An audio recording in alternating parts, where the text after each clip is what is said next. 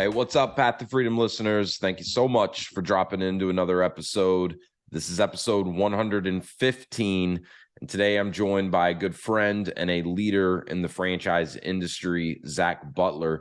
Zach's one of the co-founders of Horsepower Brands, which is a portfolio of franchise brands all focused on the home services, home improvement category.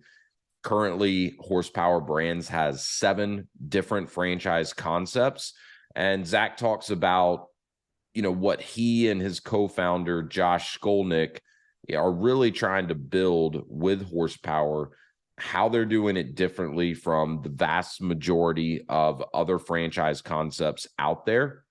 And, everything that they've learned through their experience prior to Horsepower. Zach was a large multi-unit franchisee with a nutrition concept.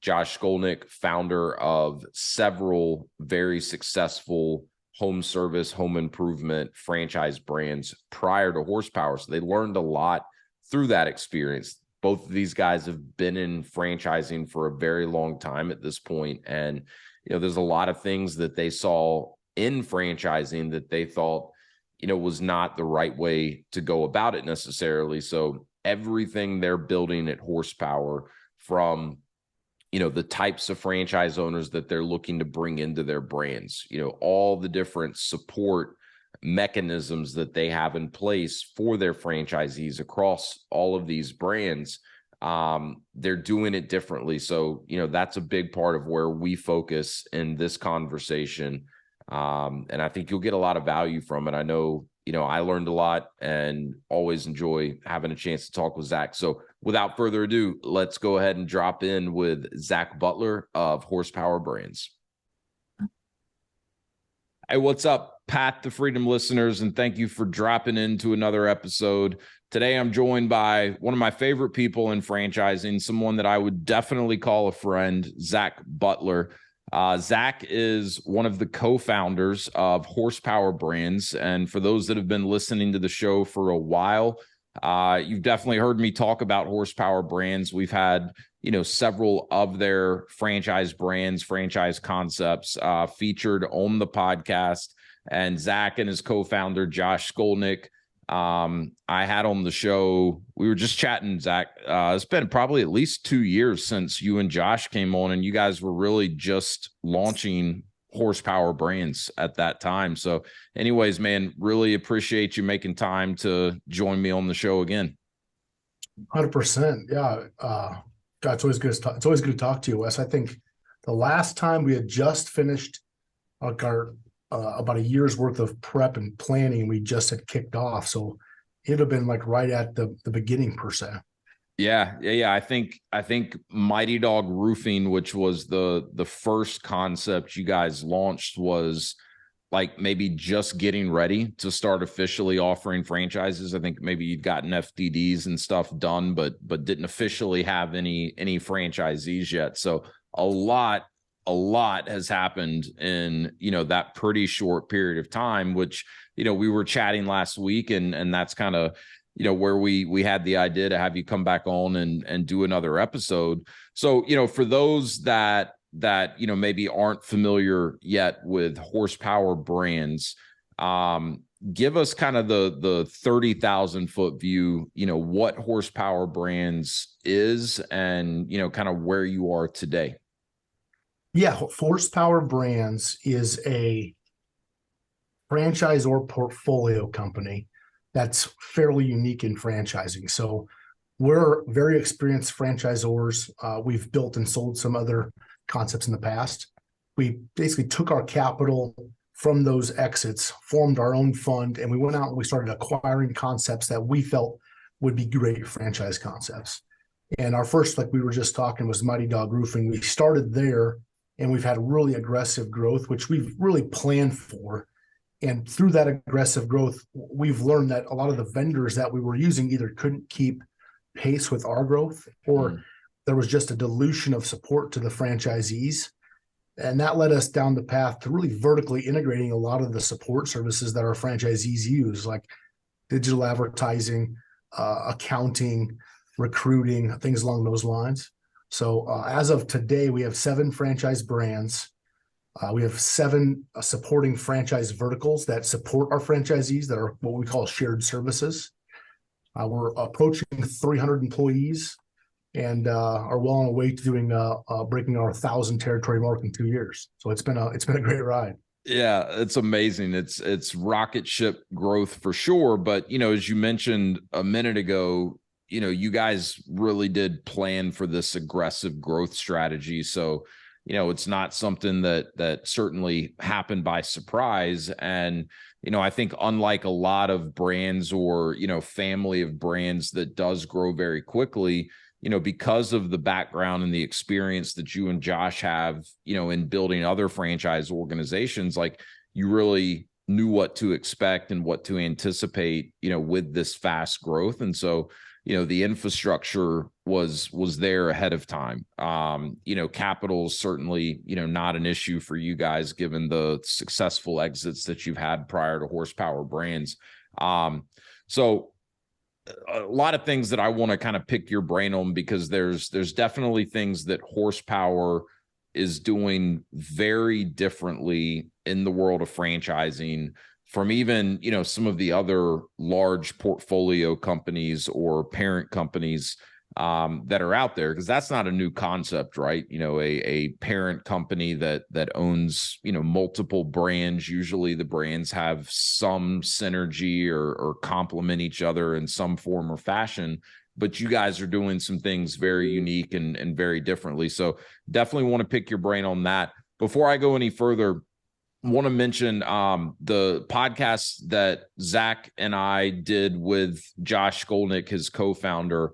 I'm going to link that in the show notes, because Josh and Zach go into quite a bit of detail in terms of their background and experience prior to Horsepower. So for those that didn't catch that episode, you can find a link for it in the show notes, and that'll give you, kind of some good information on what these guys did, prior to Horsepower. But, a little bit of this kind of first question that I have for you may be, a bit redundant from our last conversation, but, the Horsepower brands all have, kind of home services or home improvement in common. And I know you were a very large franchisee in kind of the fitness or health and wellness, space at one point in time. Why did you and Josh decide that, home services and home improvement was where you really wanted to focus with Horsepower? That's a great question. Looking back, if you look at a retail model, Wes, you have to drive people to your location. Mm-hmm. You can't go out and get those people. And when we sat down, we started working together. Our personalities really, we really just meshed well, because we both wanted to grind and we wanted to hustle, and we were willing to do whatever it took to make it work. And being able to go out and get your customers is a lot different than having to depend on other people and certain other people and processes and digital advertising, drive them all to you. Yeah. And so I think that really something that we liked is that we can go out and we can get those customers in those spaces. And if you look at home services, they're typically recession resistant. They're now pandemic resistant.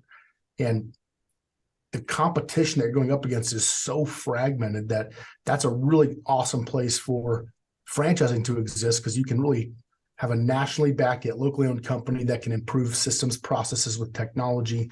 And that's something that your local competitors just aren't going to be able to keep up with.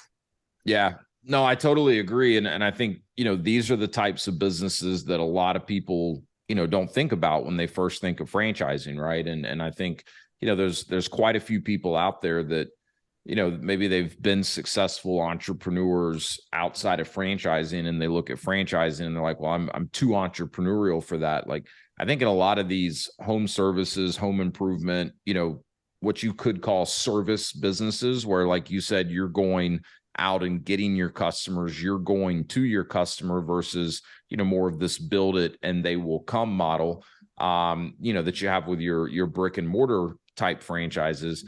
I think that creates room for more autonomy, at the franchisee level. Like, certainly there's going to be good systems and processes in a good service franchise. There's going to be a playbook that, all of the franchisees should be running. But at the same time, like, there's more ways to skin the cat in a lot of these service businesses. Whereas like, if you have a yoga studio, could be a great business, sure, but like there's only so many ways to drive people to your yoga studio, and there's only so many ways to, do a yoga class, right? So I just think there's more room for autonomy and creativity while still operating within the bounds of, what you need to be as a franchisee. And I think that's attractive for a lot of people.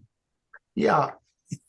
So our typical franchisee is 35 to 55, executive background person.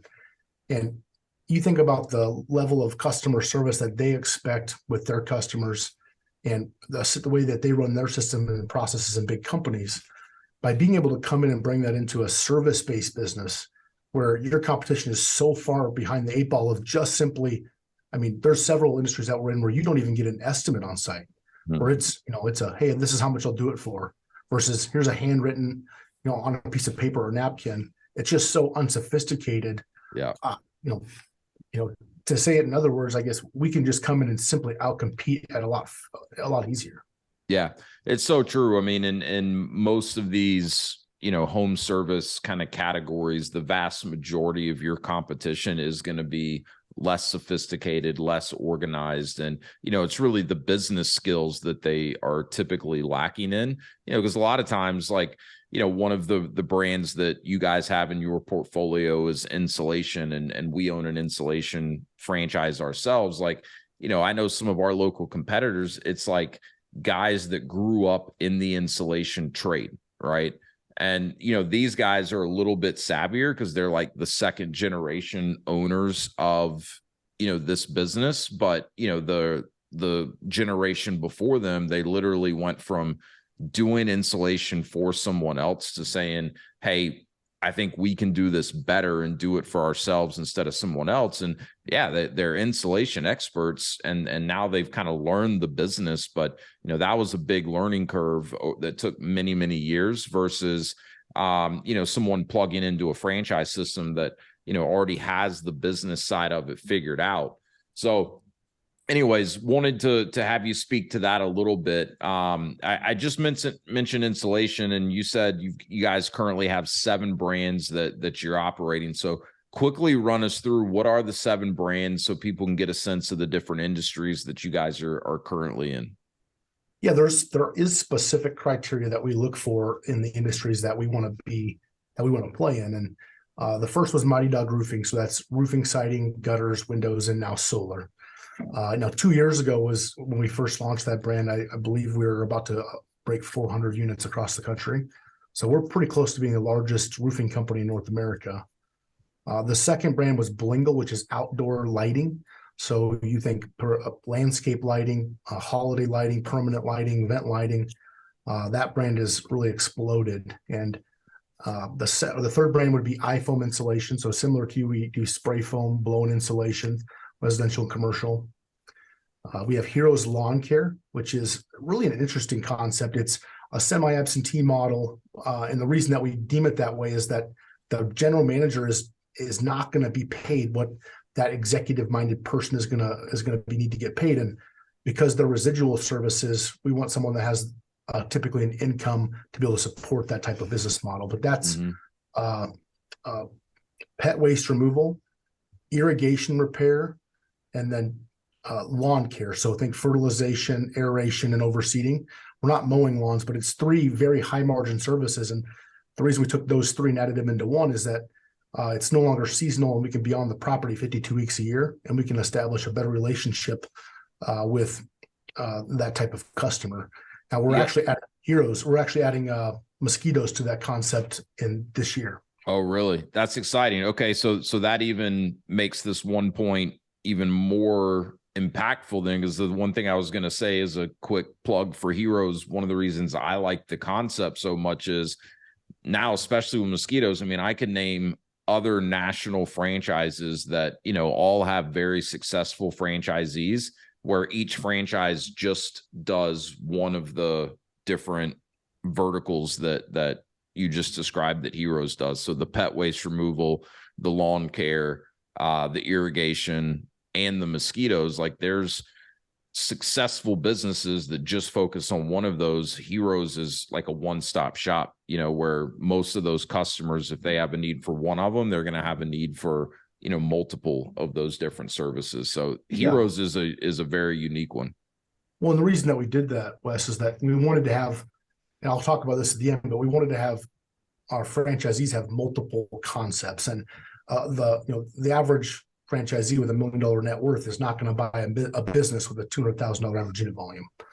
And so you look at each one of those businesses as a standalone concept, which is not a bad franchise. It's just our typical franchise buyer is not going to want that individual concept. So bringing them together and allowing them to put some capital into scale, it makes a lot of sense. Yeah, and I do want to visit that topic here in a moment as well. But so after Heroes, what's the next concept you guys rolled out? Gatsby Glass, which is interior residential and commercial glass. So you think bathrooms, furnished shower doors, mirrors, partition walls, wine cellars, commercial office glass. That concept's doing really well. We have Bumblebee Blinds, which is window coverings and window shades. We also do drapes, commercial as well as residential. And then Groovy Hues Painting.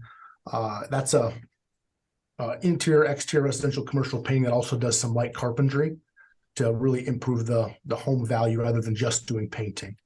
And so those are the 7 brands that we currently operate, with a few more coming out this year.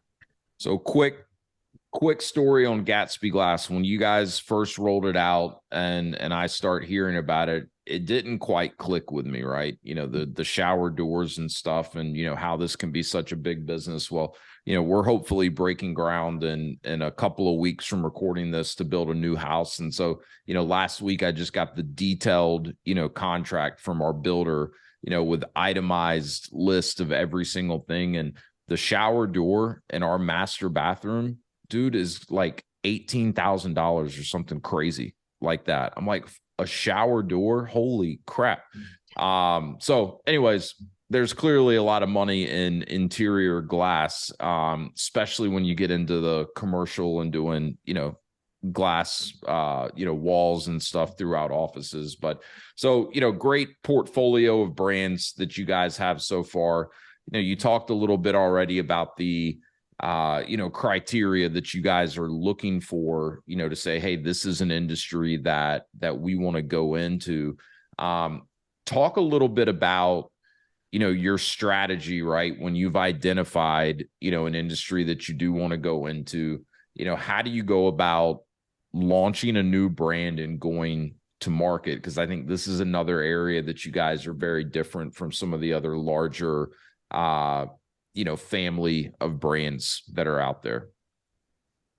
It's much different. And so when we look at an industry that we want to be in, we look for a standalone location, preferably, so not a franchise. Mm-hmm. So where the Neighborlies and large authority brands they're acquiring large, mature brands for a vast amount of money, but they're inheriting a lot of problems when they do that. And we're able to take a brand from 1 or 2 locations to a few hundred in a few years. We can do it our way. We can do it in the way that we want to do it with the right type of franchisee. So we want concepts that have large average unit volume, that have recruitable labor. The customer acquisition strategy it has to be replicatable. We have to be able to drive leads in market as well as outside of the market through digital advertising. We want there to be a lot of consumer demand so that we know it's a proven market, but where the competition is really unsophisticated. And so our strategy is really coming in with not even an emerging, a brand in its infancy. We then have that concept where we go out and we then find some people in the industry that are so well connected and so knowledgeable that we're coming in and we're creating a better training program than you would typically see at any young franchise, because that one franchise is not the expert and know-it-all in the industry. You think about the consultants you can hire, the large national vendors that you can partner with our track record, we can bring people in that are so far advanced within those industries that we get just a ton of value there. And so we're able to take that concept early and scale it aggressively. So that kind of founding location is really just giving you guys a little bit of a platform to build off of instead of a complete cold start, but then you're also bringing in other industry experts, which, I want the listeners to really pick up on this, right? Because a lot of times, you hear phrases like emerging brands, right? And it's, I think, inherently a little bit scary to some people, right? Or at least they perceive it as being maybe higher risk than getting into a very mature franchise system that's been around for a long time, hundreds of franchisees, lots of data, et cetera. When you're looking at an emerging concept that not only has industry experts, kind of driving the playbook and execution on the operation side, but then you combine that with experienced franchisors, especially where there's really solid support built out, which we'll talk more about here in a minute. Like, it's almost the best of both worlds. And like, yeah, there's still going to be some things that, if you get into an emerging brand, are going to be different than, a brand that's been around longer. But, in my eyes, that can really, minimize some of the risk that would, typically be associated with investing in an emerging brand. There's a Simon Sinek TED talk on the law of diffusion of innovation, and it's how people make buying decisions. And that's a great analogy for when you look at franchise concepts. At what stage of the franchise do people then want to buy that franchise?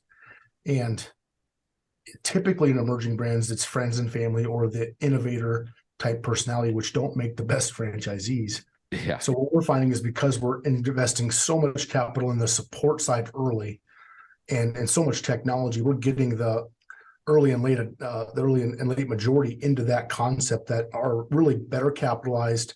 They're making better business decisions. And so we're finding that we're getting people off the ground a lot more aggressively because we're bringing in the right type of franchisee, which you typically don't see in an emerging brand. Yeah. Yeah, it's so true. And it's interesting too, right? And that's, one other point that I wanted to have you, speak to quickly is, who your franchisees are today and who you guys are really looking for, right? Because I know one of the other misconceptions that's fairly common when people, see these service type franchises, take Heroes Lawn Care, for example, right? Pet waste removal is one of the services they provide, right? Some people are going to see that and be like, screw that. I don't want to spend my time picking up dog poop, as a business owner. And, you mentioned some of the standalone concepts out there that, don't require as much capital, but they're not really designed to be as scalable, and the unit economics are not as strong. Whereas, you guys have kind of packaged various services together to create a more scalable year-round opportunity. Therefore, you're looking for a different type of owner than the owner that, may buy into a pet waste removal standalone concept, right? So, what type of people are you really looking for, and what type of people have become franchisees across your brands up to this point?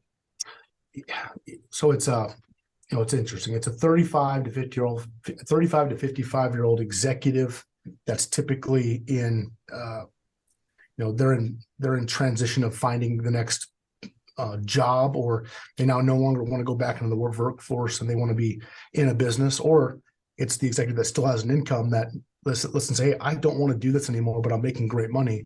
Let me diversify and create some income in a business where I can also offset some tax liability, et cetera. So it's definitely a higher net worth executive-minded candidate. And so when you think about roofing, none of our franchisees came from the roofing industry. I mean, Wes, nobody grows up and wants to be a roofing guy, right? Yeah. Very few. And if they did, we probably wouldn't want them as a franchisee. Yeah, exactly. So one of the things that we look at is we do not want people from the industry as franchisees. We want them to really follow the process and work on the business, not in the business. Yeah. Yeah. So you want people that, like, if they're going to get into business for themselves, they're not interested in, a business that's going to become their job, right? And kind of stay a small business. You're looking for people that want to build something substantial and get into a business that has the types of systems built around it to really enable that long-term scalability. Well, I know you wanted me to bring this up, but one of the things that we think is exciting is when you look at creating wealth for your family, or creating just generational wealth. And you look at multi-unit franchising. There was an article on that in Forbes about how that creates wealth. Mhm. Well, in home service, multi-unit is not really the same. You can have three units or territories in home service, but yet have one business, versus having 3 units of a brick and mortar. That's 3 separate businesses. Yep. Well, what we think is exciting, and we have several franchisees that have now done this, is having a territory and not growing out, but growing up with different concepts. So we think that in the next 3 to 5 years, there's going to be a huge opportunity for franchisees to sell their portfolio companies to private equity and venture capital. So take someone that has 3 concepts in an area, they now can leverage a leadership team to run those, the same real estate. They can cross market the same customer base, and they can be very efficient doing it. And when our conversations that we're having with PE or VC companies, it's attractive to them that while they can have it all in the same area, which helps with them managing that type of business, they've diversified some of the risk by having it across multiple service lines, but yet it's the same end user customer, so they can cross market the customer base. So we really do believe that for franchisees getting in, our first franchisee that's about to have their 3rd concept, that they have their own portfolio company name, and they're going to start marketing this to sell it for a significantly higher multiple of EBITDA than you could with one concept. So that's something that we're really excited about. That makes total sense to me. And I imagine that, PE firms or whoever, right, that may be interested in buying, a local franchisee kind of portfolio business, they also find it very attractive that if all of the brands are under the same umbrella, right, therefore they share support, right? I imagine a lot of the back office and technology is similar or communicates pretty well. That's going to streamline that acquisition a hell of a lot more than if they, went out and tried to acquire a portfolio of businesses where the ownership is not shared across the different brands, right? Like my wife and I, like our businesses, we're kind of taking the similar approach, right? Like we learned in our first franchise, we could run that business more profitably, in terms of like a percentage of revenue to our bottom line than most of the other franchisees, because we had less territory to focus on. We could go deep instead of wide. So we said, hey, instead of going out and buying more territory with this brand, let's find another brand that kind of complements, but we don't have shared ownership across those brands, right? So is it feasible that we could sell both of those businesses to one buyer? Sure, but it would certainly be a fairly complicated process. So there'd just be more people involved in trying to make that all come together. I'll give you some fun data. When we look back on franchisees that bought, when you look at the number of territories versus gross revenue, one of the things that we found is that if they went more than 3 territories in home services, they were statistically more likely to do less in revenue, total, not by territory, total. And what you just said is, people can be oversold, et cetera, but being able to have an appropriately sized territory to market in and have great coverage in, and then be able to stack brands on top of that is so much more successful than having this huge wide area that you'll never be able to market to in 5 years. So I love that data point.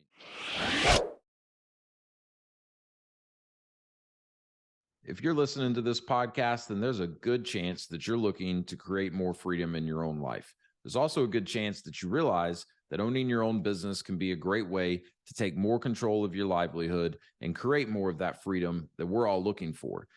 Also, if you've been listening to the show for a while, you realize that I specialize in franchise ownership. In addition to owning franchise businesses myself, I have a franchise consulting firm, Path to Freedom, where I help people navigate what is typically an overwhelming process of understanding franchising, identifying specific franchise companies that could be a fit, and then conducting the due diligence in a thorough and efficient manner with those franchise brands.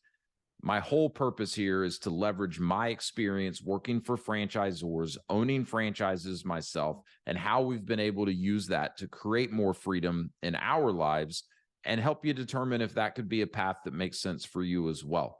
So if any of this sounds interesting, if you've considered business ownership in the past, whether you've explored franchising specifically or not, I'd love to connect with you. I'd love to learn more about you and what it is that you're working towards in your life and determine if I may be in a position to help. A great starting point is the link below in the show notes, which will take you to a short form to fill out, and you'll receive a free copy of an ebook that I've put together, The 7 Steps to Freedom Through Franchise Ownership. That'll also get us connected, and I'd love to set up an introductory call where I can explain a little bit more about the process that I use to help people determine if franchise ownership could be a great way to start charting their own path to freedom. So click the link below in the show notes, receive the ebook, and let's get connected. I'd love to hear from you.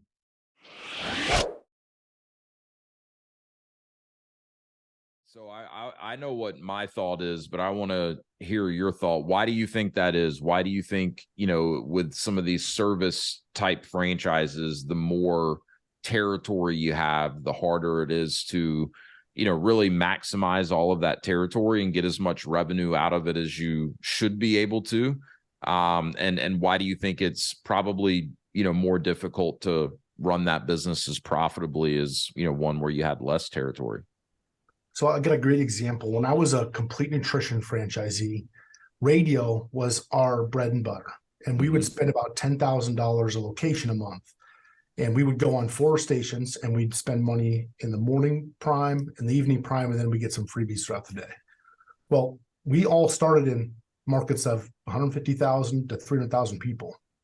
As soon as people started going to large markets, the cost that they'd have to spend to get the same amount of reach was so much higher that they weren't able to spend enough money to do that without more locations.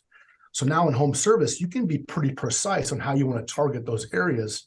But somebody that starts with one territory and 5 territories, if they're starting with the same amount of equipment, same salespeople, marketing the same amount of dollars, that dollar just doesn't go as far. And so we have in our FDDs, we have changed it toward the more territories that they go, there is an additional investment in either equipment, people, or marketing so that they can get an appropriate return on their investment. Yeah. And that's something that I don't think that we did a good enough job in our early years as a franchisor. But more territory is not necessarily the answer. I mean, we want people to get a great return on not just their capital investment, but also on their time too. Yeah. Yeah, it's interesting. I think it kind of ties back into what we touched on earlier, right? Where, these types of service businesses, like, they do require, I think, more activity from the owner or the management team or whatever, in terms of like proactively going out and building the business and building relationships that can drive business. And so that's just not as conducive to, scaling across, half of a state or across multiple states. Whereas like, some of your brick and mortar concepts are probably better if that's the strategy that you want to take. You want to own locations across multiple states, or, get to a place where you have 20, 30 plus locations of the same brand. Your service businesses, I think, just require, more boots on the ground, not necessarily from the owner, but the further spread out you are, the harder it is to build out the team that you need. Your marketing dollars don't go as far. But like any of these service-based businesses, like no matter how, good your digital marketing or any paid advertising strategy is, like there's always going to be great opportunity, to network and develop strategic partnerships and relationships that can drive more business. And all that's going to do is lower, your overall average cost to acquire a new customer, right? So like, I know in our franchises, that's something we've gotten pretty good at, and that helps us. And I know franchisees that have a lot more territory than us, they just can't get out and do it to the same level. So yeah, it's an interesting comparison. We know in like brick and mortar, if somebody buys 5 units, they're not opening up 5 units all at once. No, they're opening them up over like 5 years. Yeah. Well, as a franchisor, you can't really grow your support line without royalties. So you're really shooting yourself in the foot by providing your franchisees with the best amount of support and experience possible. if you're selling people 10, 20, 30 units. It's just not a good idea for anybody. Yeah, that's a great point. In home services, you're 100% right. The top performers build a network within their community, and for franchising, it's all about what can we do as a franchisor to make sure that not just A players are successful, but also B and C players. And so, like, to your point, we have two things. We have a national permitting database that we've made a significant investment in, where our franchisees get every approved permit by county every week in this country. All that data is then funneled into a CRM system that we have built ourselves. And we take that data, and now we can hold a general manager accountable, or even a franchisee, to go out there and, hey, here's 5 home builders, here's 5 realtors, here's 5 tile companies. Here's what you take with you to these meetings. Here's what we suggest to do. Here's how the CRM holds you accountable to follow up with those type of customers, and we can see all the data on our end. And so we're really trying to put a system and process in place to help franchisees become better connected within their communities.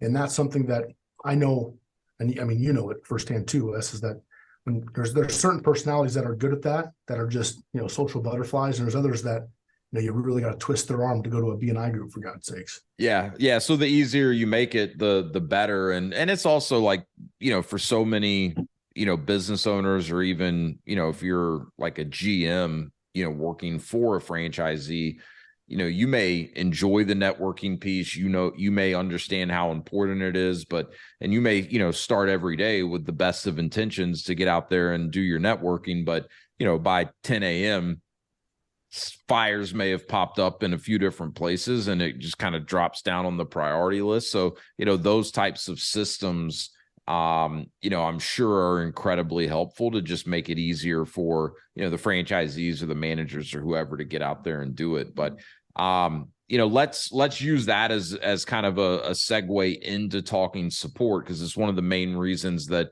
I wanted to have you back on, because I think you guys are doing a really, really good job.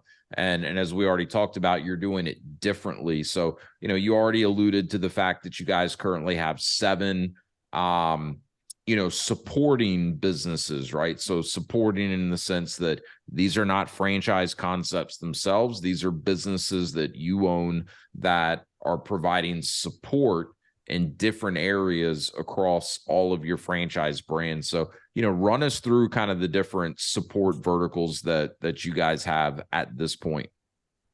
Yeah. And so part of this is, I always like to preface that we really did not want to invest and create these supporting verticals. We did it out of necessity.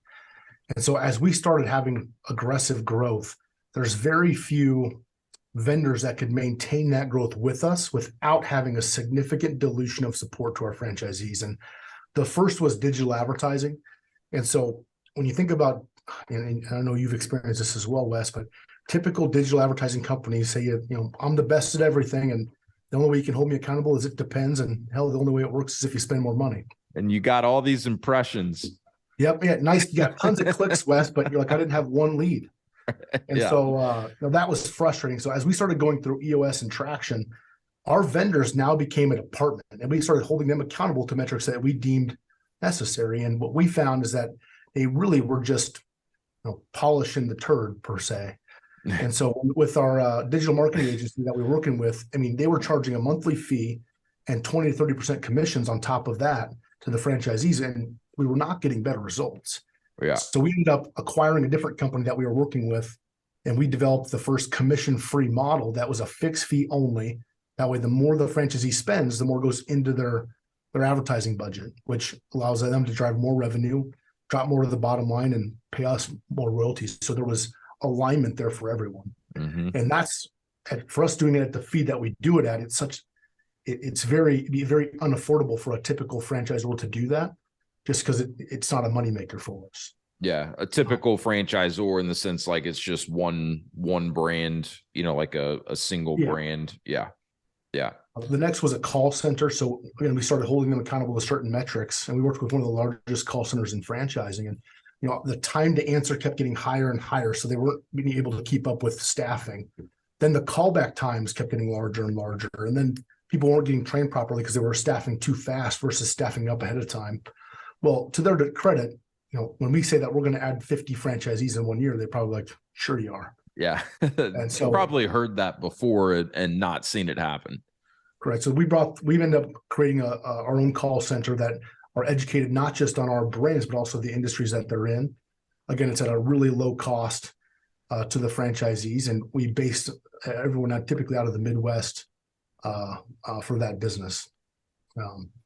Next was recruiting. We knew that franchisees need help finding the right people, but there's a lot of joint employer liability for the franchisor to do that. So we created a separate entity that's working with franchisees to help recruit their staff. Now, it's around $1,000 just where they'll recruit their staff, which a typical agency is going to want 30 to 40% of that person's first year salary. Yep. So that is really a pass through to the franchisees, but that's where they can speak to an actual recruiter that will identify a candidate, or place a job ad, identify a candidate, vet the candidate, and then schedule an interview for a franchisee.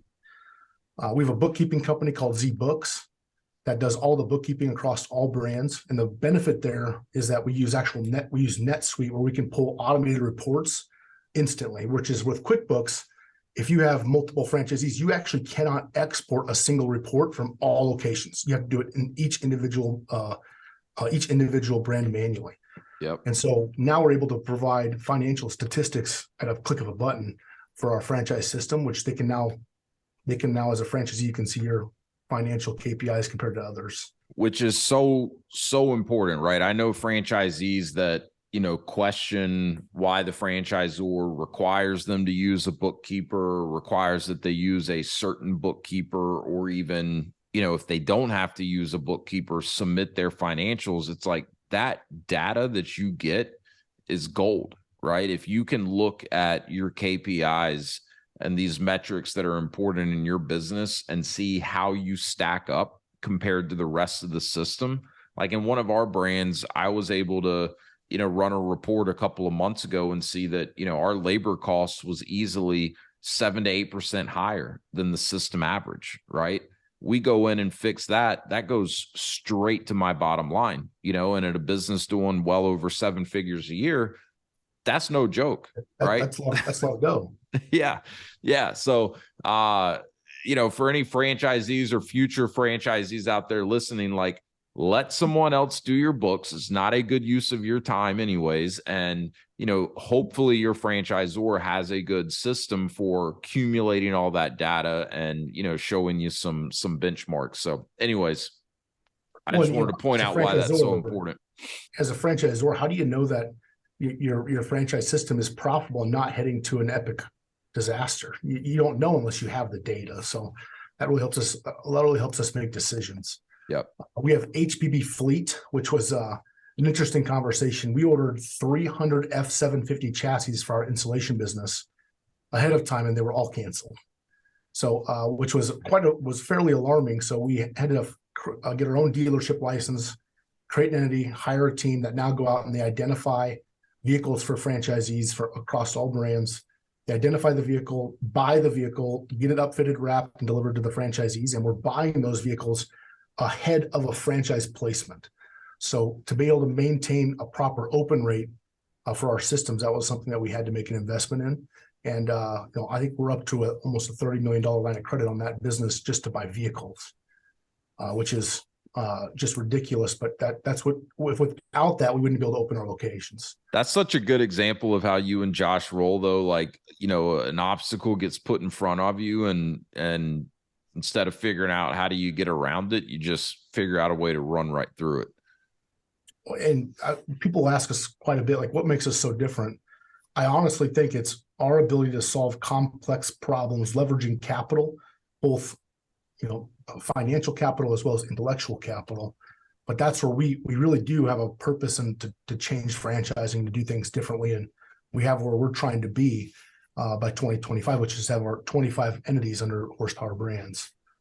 But the last entity is Z Logic. So we did acquire a data analytics firm from a data perspective. So all of our brands and all of our shared service businesses have a dashboard of performance. So a franchisee can see their performance against every other franchisee in the system.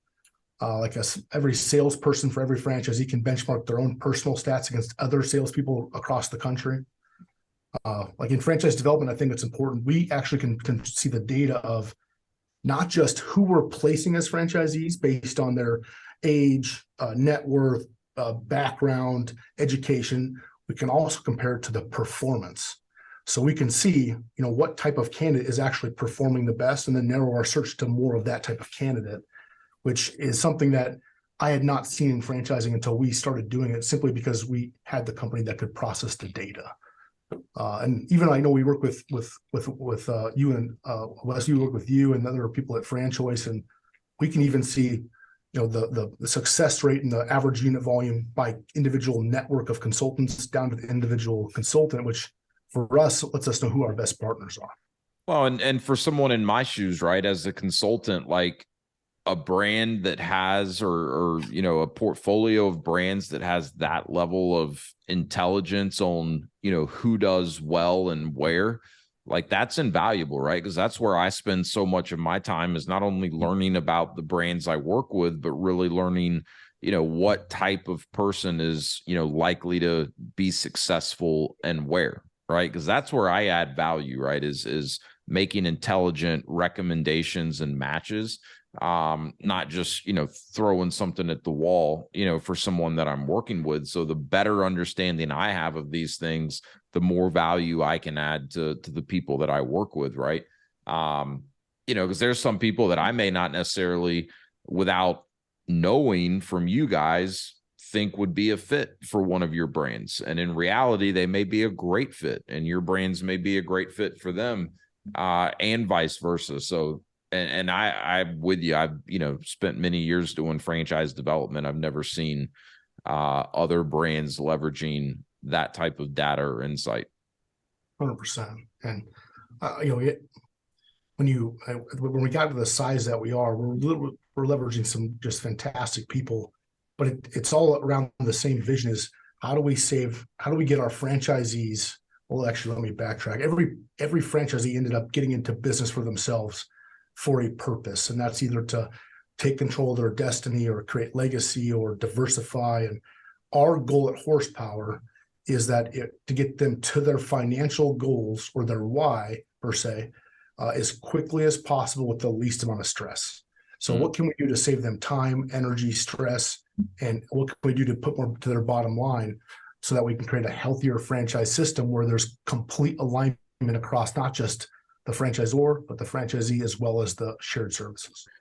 Well, and I think, that kind of mission that you just outlined really comes through in, all the support that you just talked about, right? And you mentioned EOS and traction, and we don't have time to get into all of that today, but, this is something that you guys are teaching your franchisees how to implement in their businesses, right? And so, all the reasons that most people get into business for themselves, usually it's not to work more and to be more stressed out, at least long term, right? But for sure, that's what happens to so many business owners, right? Because they try to do it all themselves, or they aren't really taught the right way to structure their business from day one, so that, ultimately they can get to a point where they're working on their business instead of in it.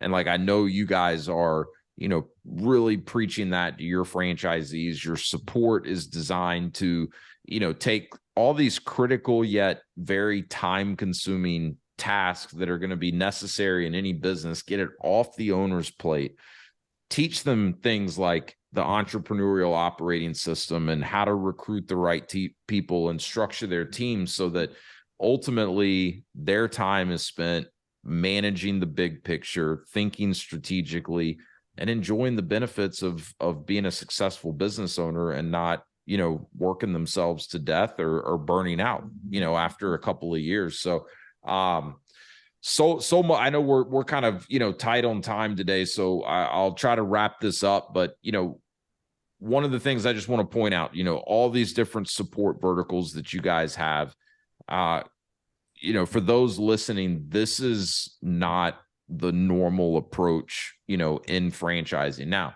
it's common that franchisors, help facilitate support in key areas like call centers and digital marketing and some of the other things that you guys are doing for your franchisees. But most commonly, that's done through third-party relationships that the franchisor has in place, right? And so, that's what you guys are doing so differently. You're investing heavily in, building out this infrastructure and building out this support internally, which then gives you the control, right? So as you're scaling, you can ramp up the support as needed. And, for a franchisee, right, I could see, because I know I've gotten this feedback from folks that have looked at horsepower brands. They're like, well, damn, I'm paying a lot of money back to horsepower, right? Royalty, getting my vehicles from them. You guys are in manufacturing and supplying some of the products for some of your brands, the digital marketing, the recruiting, et cetera. It's like, step back and look at it. Like, all of these things are expenses you're going to have one way or another if you are in this business, whether it's getting paid to horsepower or third-party vendors, or, a vendor that the franchisee goes out and finds themselves. So, that's not really a valid concern in my opinion. And, it sounds like you guys are, for the most part, passing most of that through, right? It's not necessarily that, all of these different support centers are profit centers for you. And you're probably getting much, much better results than third parties are. Because I know, like, for us with our brands, like, one of the biggest challenges, whether it's digital, whether it's call center, whatever, is the support companies don't have a clue what we do in our business, right? We're just one of, who knows how many clients or brands that they work with. And so they don't have a freaking clue what Shelf Genie does, or, how Shelf Genie customers, expect to, what they're expecting to hear. So anyways, I just wanted to point that out. Last thing I want your opinion on, and then we'll put a bow on this one, and we'll have you come back on for some more updates in the future. But talk to me about how you guys structure the investment ranges that you publish in your FDD and the expectations that you set, because in my opinion, this is something that other franchisors should be watching and following suit. Yeah. The most common reason franchisees fail is lack of capital or funding. And so when we went and looked at the item 7, which is the estimated cost to start and run this business for 90 days, well, we went in and said, well, how can we front load a lot of the first year operating costs, and so that the franchisee has the ability to, and I would say 95% of our franchisees do an SBA loan. So they're able to then finance those type of fees, and then dump all of that operating cost that they would have spent on back into their business for working capital.